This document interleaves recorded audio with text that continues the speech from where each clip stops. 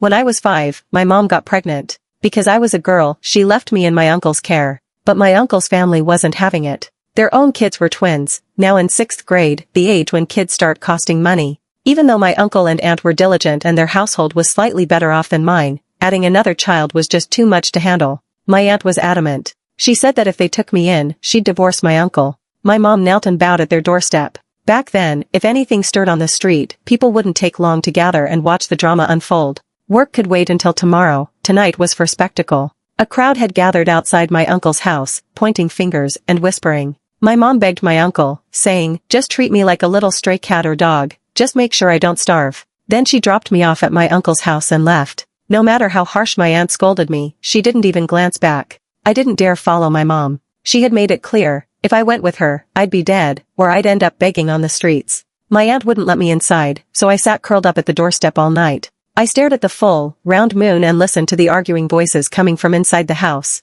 I've long forgotten how terrified I was that night. What I do remember is the moon, so full, so white. My mind wandered with fantasies. Maybe the fairy on the moon, seeing that my mom had abandoned me, would come down and take me to the moon palace. Once I got there, my parents would realize I was gone and regret it terribly. By then, even if they begged me to come back, crying their eyes out, I wouldn't return. The arguing between my uncle and aunt went on until I fell asleep. I don't know what they decided, but the next day, my uncle woke me up at the doorstep and led me inside. My aunt's face was cold as she clomped around on the sewing machine with a harsh tap tap tap. My cousin and cousin sister had already gone off to school. I walked up to her, staring at her face, which was so grim it was almost terrifying, trembling with fear. My uncle gave me a push from behind and said, "Say hi to your aunt." I obeyed immediately. "Hi, aunt." She didn't even glance at me, not a single look. I turned to my uncle. He shrugged helplessly and said, "Don't worry, she's just upset. She'll calm down eventually. Don't be fooled by her scary look, she's actually soft-hearted."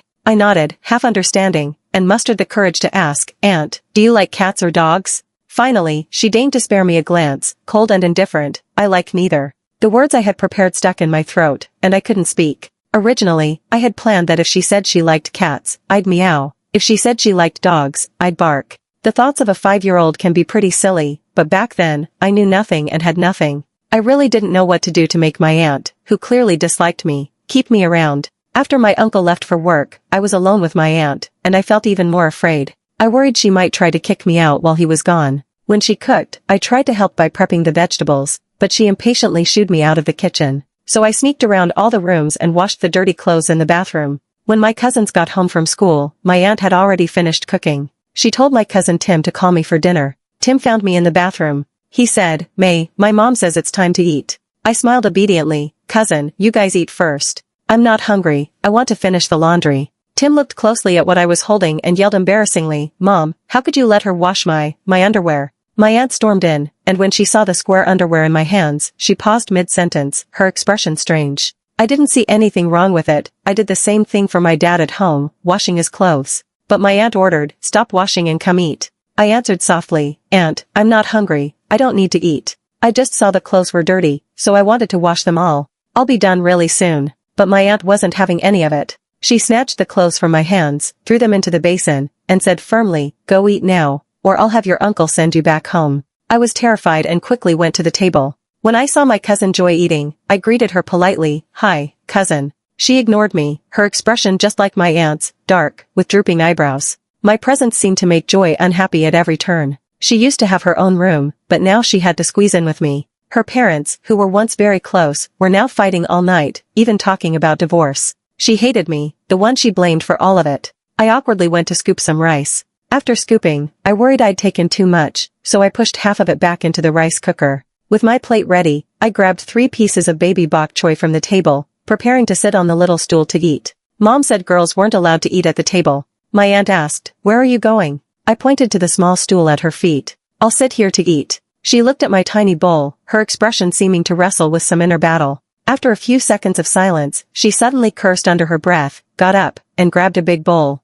She dumped my little portion into it and added more than half a bowl of rice. She picked up 2 big chopsticks of bright green bok choy, a big chopstick of golden scrambled eggs, a big chopstick of yellow potato strips. Then she picked a few dark soy-stained pork strips from the potatoes and viciously tossed them into my bowl. "Eat. Sit here and eat." I froze for a moment, feeling utterly lost, and tried to protest, "Auntie, it's too much." I thought if I ate less, maybe she'd spend a little less on me, maybe she'd be a bit less annoyed. But my aunt never had the patience to explain. She only snapped in that threatening tone, "Eat it all, or I'll send you back home if you keep picking at your food." I had no choice but to shovel the rice in big bites, but I couldn't help my nose tingling, my tears falling into the bowl. I hurriedly wiped them away. This delicious food couldn't be ruined by my crying. Her cooking was amazing. She didn't skimp on oil or seasoning. Even the simplest dish, under her hands, came out rich in color, aroma, and taste. Joy slammed down her chopsticks with a smack and scolded me. "What are you crying for? We're giving you food and a place to live, and you're still crying like someone's bullying you."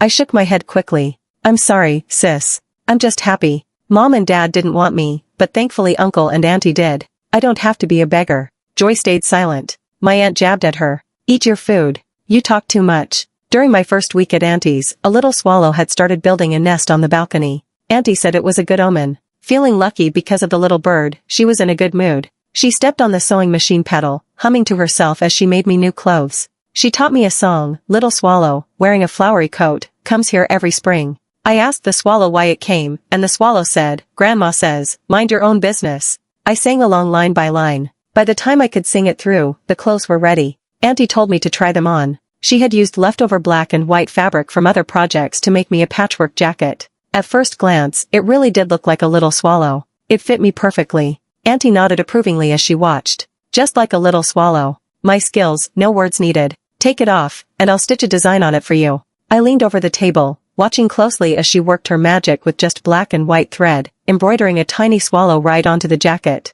Auntie spread the jacket out for me to see, a little proud. "So, what do you think?" I nodded vigorously. "It's exactly like the little swallow on the balcony." Auntie let out a satisfied humph. "Of course. With my skills, you won't find another like this for miles around." Auntie was an excellent seamstress. People nearby often came to her for clothes repairs. She could make $20 or $30 a day, sometimes even 40 or 50 at most. She said that as long as she could support herself, she could hold her head high and didn't have to answer to anyone. "The most important thing," she said, "is being able to take care of yourself. The hardest days are the ones when your hands are open and empty." The next day, Auntie told me that I had reached the age to start elementary school. I panicked. I knew school cost money. I quickly waved my hands and refused, saying I didn't need to go. I could just stay home and help with chores. Auntie threatened me, saying that kids who didn't go to school ended up as beggars. Then she added that if I learned knowledge and skills now, I could pay her back when I grew up. I promised her that when I grew up, I would earn lots and lots of money, buy her lots and lots of ribs to eat, and lots of new clothes to wear.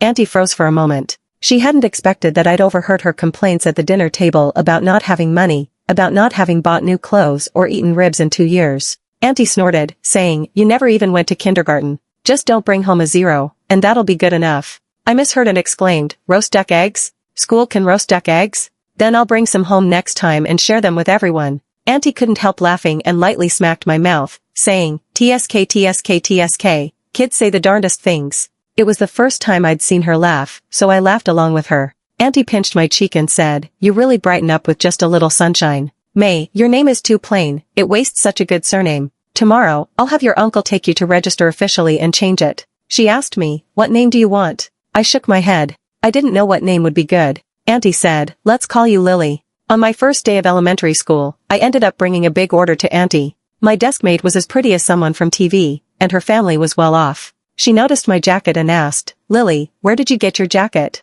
"I want my mom to get me one too." I said, "My auntie made it. She's smart and capable, her cooking is amazing, and she makes beautiful clothes too." After school, I walked home with my deskmate. She tugged her mom over to show off my little swallow jacket and said she wanted Auntie to make one for her too. I spun around in front of her mom, and her mom told me to go home and ask my auntie if she could make 3 jackets like mine, $20 each. If she could, her mom would bring the fabric tomorrow. I blinked in surprise and asked, 3 jackets? My deskmate's mom explained that my deskmate was the youngest of triplets. If one had something, the other 2 had to have it too, or they'd fight. She said they wanted 3 jackets made first, and if they turned out well, she'd order more from my auntie in the future. I ran home and asked Auntie. She gave me a curious look. "How did you tell her?" she asked. I replied, "I just said you're the best seamstress for miles around, and your clothes look amazing." Auntie laughed. "You little rascal, you're quite the salesperson." Auntie agreed to make the jackets. Following my deskmate's mom's instructions, she made 3 patchwork jackets like mine, 1 pink floral, 1 yellow floral, and 1 green floral.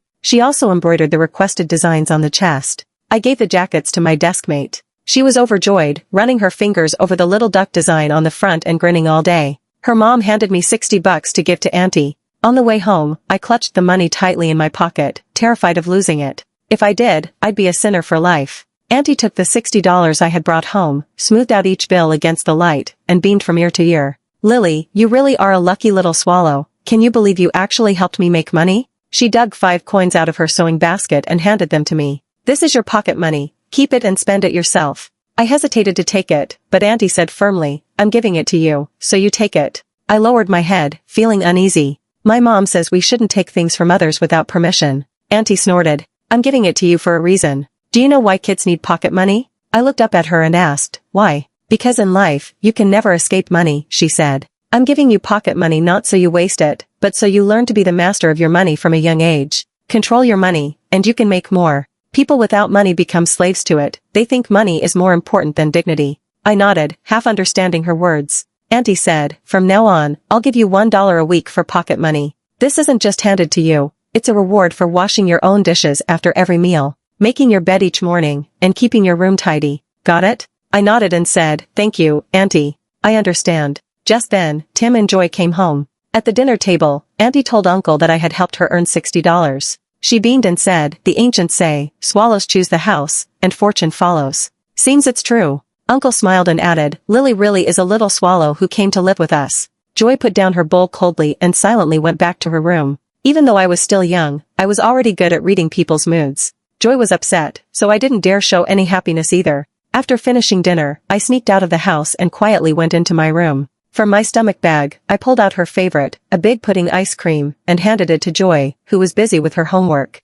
Auntie didn't allow us to eat snacks, but I always managed to catch Joy after school when she had eaten something outside. She glanced at the ice cream and asked, "Where did you get the money for this?" I said, "Auntie gave me some pocket money as a reward." Joy sneered, "I'm not eating anything you buy." I held it out to her again. "If you don't eat it, it'll melt and waste Auntie's money." She inherited Auntie's straightforward nature. Hearing me, she took the ice cream, tore open the wrapper, and her little cherry mouth somehow managed to fit over most of the ice cream, solving the melting crisis in an instant. I watched in stunned disbelief. Joy said, "Don't think that just because you gave me your ice cream, I won't dislike you." I nodded. "You dislike me, but I don't dislike you." She asked why. I said, "You let me stay in your room, and you tell me stories from books." Joy loved reading novels. Whenever she got worked up over something unjust in a story, she would tell me the plot and we would scold the characters together. Joy asked, "Do you have anyone you dislike?" I stayed quiet. She asked again, "Do you dislike Tim?" I shook my head. Joy rolled her eyes at me disdainfully.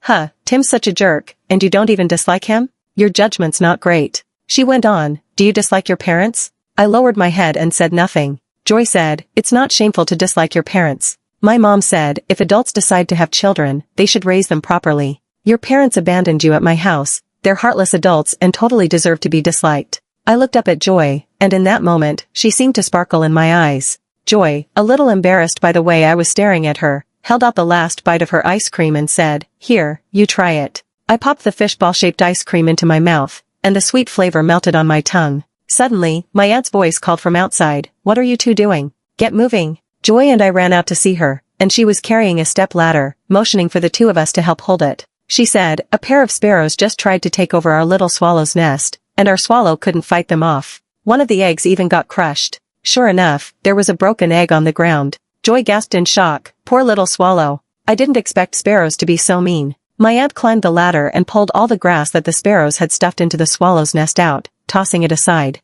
A pair of sparrows chirped angrily from afar, as if scolding her. Unwilling to back down, my aunt shouted back, "If you want a nest, build your own. Don't steal our little swallow's nest, or I'll come and beat you next time." The sparrows didn't try to take over the nest again, but the next day when my aunt went out to buy groceries, a lump of bird droppings fell on her head. She said sparrows never forget a grudge. You can't catch them no matter what, so she had to carry an umbrella every day just to go out. But whenever she talked about the little swallow, her face lit up. She had chased the sparrows away, and the little swallow continued living happily in the house. I couldn't help but envy that little swallow's nest. Everyone welcomed it to live there, and my aunt even helped chase off intruding sparrows. This was my uncle and aunt's home, my cousin's home, even the little swallow's home, but it was never my home. Tim and I were being punished by Aunt, kneeling on the washboard. Every evening after dinner, Aunt would go over to Aunt Nora's to chat. The moment she left, Tim would turn on the kids' channel and tell me to keep watch at the doorway. I'd sit alone at the door, half my face peeking out, glancing around like a little thief.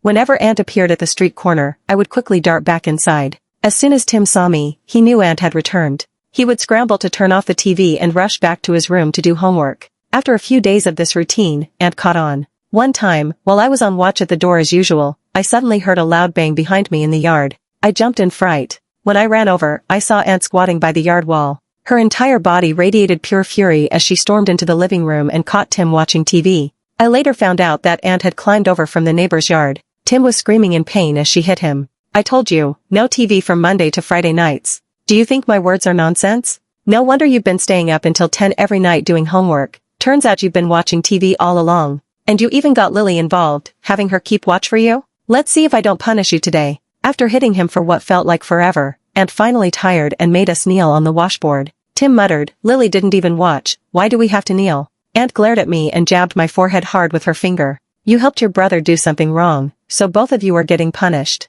You understand? I hung my head, defeated. Yes. Will you help him do bad things again? I shook my head. I won't. Aunt said, Lily, listen. Helping someone do wrong isn't helping them, it's harming them. If you really want to help your brother, you should have told me he was sneaking TV. She then kicked Tim. If you don't want to drag others down, don't make them help you do bad things. After kneeling for a while, the pain made tears well up in my eyes. Aunt was beside us, her back turned, stepping on the sewing machine. Joy tiptoed over and tossed me a pair of pink plush gloves, mouthing for me to put them under my knees. Tim mouthed back to Joy, what about me? What about me? Joy rolled her eyes and turned back to her room. From then on, Tim still occasionally snuck in some TV time, but he never asked me to keep watch for him again. He had bribed Nora Aunt's son, Luck, to give him a heads up. Whenever Aunt left, Luck would call and tip off Tim. After a month, the household phone bill had doubled. When Aunt checked it, she was so angry she laughed. Then came another round of mixed-gender beatings. I hadn't seen it myself. It was Joy who told me about it one night while we were chatting.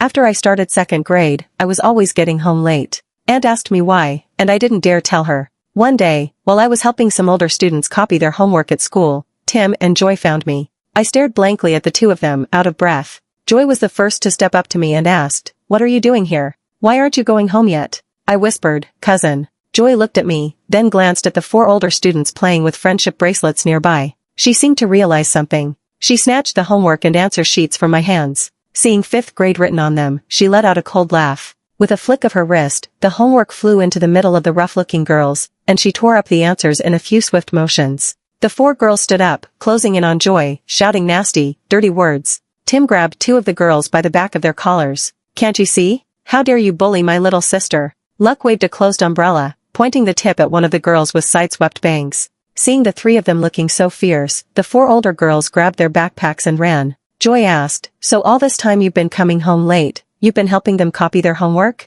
I felt both wronged and ashamed, and tears poured out like a flood. Tim patted my head. You dummy. You're being bullied and didn't even tell us? I only knew to wipe my tears. I didn't know what else to say. On the way home, to cheer me up, Joy and Tim each gave $1, and Luck gave 50 cents. Together, they bought me a cupcake with a little oil paper umbrella on top. The 3 of them sat by the roadside watching me eat, comforting me. Joy said, No more crying after eating this. I've never even had one of these before. Tim said, If anyone dares bully you again, just give my name. Say you're my little sister. Luck said, Don't be afraid of them. I know those girls, they're useless. They only dare mess with 1st and 2nd graders. Tim gave me a sidelong glance. Aren't you a grade schooler too? Luck snorted. I'm already in 6th grade, halfway into middle school. Plus, I've got an older brother in 9th grade. Joy opened up the little oil paper umbrella and stuck it into the bun on top of my head that our aunt had made. She said, See? When it rains, if you keep it up here, your bun won't get wet. The 3 of them laughed, and I laughed along with them. Tim let out a sigh of relief and pinched a handful of my cheek fat. Finally stopped crying, huh? After finishing the cupcake, we stood up and brushed the dust off our pants. I followed Tim and Joy home, step by step. That little oil paper umbrella eventually broke, but I kept it anyway. During my adolescence, whenever I opened it, it shielded me from so much fear and loneliness. Just before I was about to enter 6th grade, my mom brought my little brother to stay at Uncle and Aunt's house. Every Lunar New Year, I'd see him. The first time I met him, I really disliked him. Because of him, my parents had abandoned me. But after seeing him, I thought, he's so small and helpless, he doesn't understand anything. It wasn't his fault that my parents abandoned me. He was soft and tender, with that babyish voice, a little like I had been when I was younger, always following after the older kids, begging brothers and sisters to play with him. Gradually, every time I saw him, my dislike for him lessened. So one day, while uncle and aunt were chatting with my mom, I secretly took my little brother to KFC with the pocket money I had been saving for a long time.